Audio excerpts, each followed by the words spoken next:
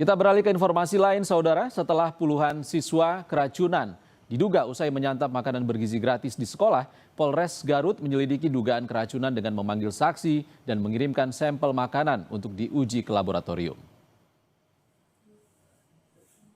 Kasih Humas Polres Garut menyebut saat ini masih ada 19 siswa lagi yang masih dirawat di Puskesmas Kadungora, Garut.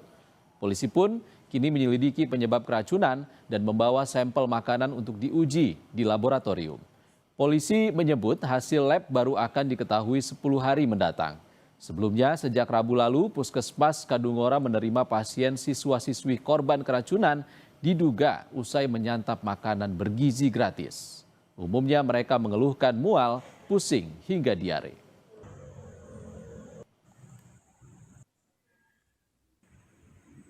Yang masih dirawat sebanyak 19 orang. 19. Dari awal 14 orang, kemudian bertambah sampai 30 orang, dan sudah pulang 11 orang. Jadi saat ini yang masih dirawat di Puskesmas Kadungora 19 orang. Langkah dari kepolisian seperti apa, Pak? Saat ini sedang melakukan penyelidikan, memeriksa para saksi, dan mengirimkan bekas makanan atau muntahan ke laboratorium. Tim yang dilibatkan mana aja, Pak? Dari semua instansi seperti Dinas Kesehatan, dan yang lainnya juga. 150 siswa di Garut, Jawa Barat dibawa ke rumah sakit diduga keracunan. Mereka mengalami gejala mual, muntah, dan diare setelah mengonsumsi makanan yang disajikan Badan Gizi Nasional. Kepala Puskesmas Kadungora bilang, petugas medis telah memeriksa 150 orang siswa yang diduga keracunan makanan bergizi gratis. 26 siswa dirujuk untuk dirawat di Puskesmas Kadungora. Usai dirawat, sebagian siswa sudah boleh pulang. Sementara belasan lainnya masih dirawat. Yang datang ke Puskesmas Kadungora ini ada 26 orang. Alhamdulillah sudah sembuh, yang 11 orang bisa pulang. Dinas Kesehatan pun langsung melakukan investigasi untuk mengetahui penyebab pasti keracunan, termasuk dengan melakukan pengambilan sampel makanan. Penyebabnya kita sudah ambil sampel makanannya, ya kita akan periksa ke laboratorium yang ada di provinsi. Kalau yang dirasakan itu korban saat ini seperti apa, Pak? Mayoritas mereka merasakan mual, mules, dan buang air besar serta muntah. Sementara, ratusan siswa di Banggai, Kepulauan Sulawesi Tengah juga keracunan, diduga usai menyantap makanan bergizi gratis. Mereka langsung dibawa ke Rumah Sakit Rikora Salakan, Kabupaten Banggai, Kepulauan. Dari 230 siswa, masih ada 44 siswa yang dirawat.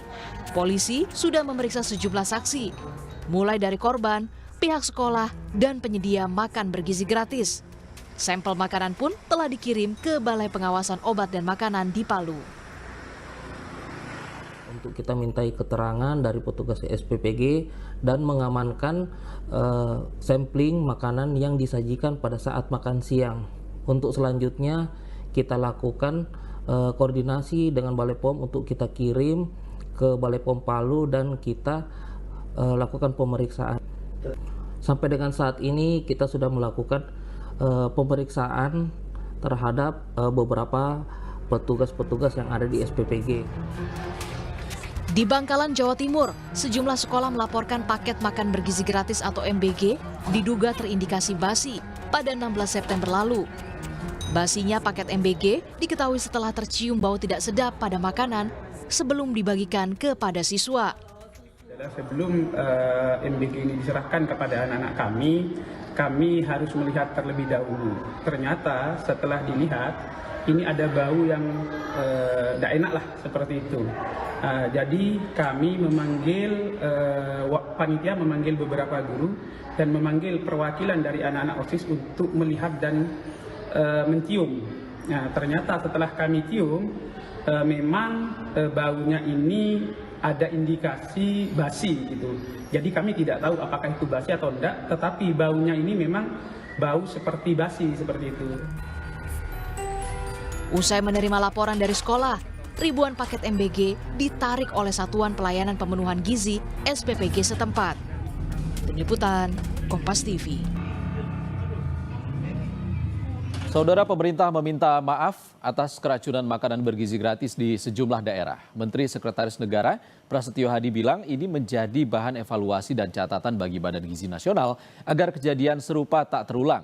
Penanganan kepada korban keracunan MBG jadi fokus utama pemerintah. Pertama-tama tentunya kami atas nama pemerintah dan mewakili Badan Gizi Nasional memohon maaf karena telah terjadi kembali beberapa kasus di beberapa daerah yang tentu saja itu bukan sesuatu yang kita harapkan dan bukan suatu kesengajaan.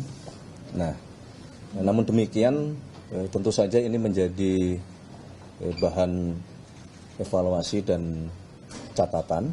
Kami telah berkoordinasi dengan BGN termasuk dengan pemerintah daerah untuk yang pertama adalah memastikan bahwa seluruh yang terdampak harus mendapatkan penanganan secepat mungkin dan sebaik-baiknya.